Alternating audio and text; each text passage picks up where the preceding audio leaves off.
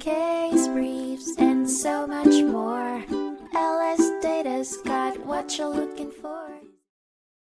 In 1955, the New Jersey Superior Court Appellate Division heard the case of Locks v. Wade, which focused on the concept of lost volume profits in breach of contract cases involving lease agreements for goods.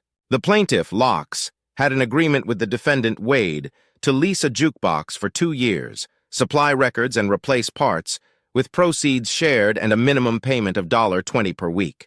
However, Wade repudiated the contract before installation, leading Locks to lease the jukebox to a different customer and sue Wade for the cost of the broken contract.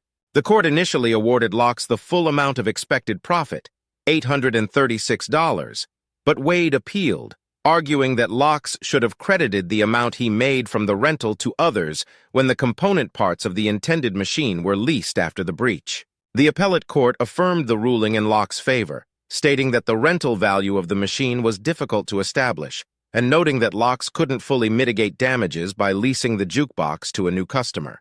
This decision was based on the idea that when an item is unique or non-fungible, the lessor must show that they could not reasonably release the same item in order to recover their lost profits. In the case of Locks v. Wade, Locks experienced lost volume profits due to missing the opportunity to provide a jukebox to both Wade and the new customer.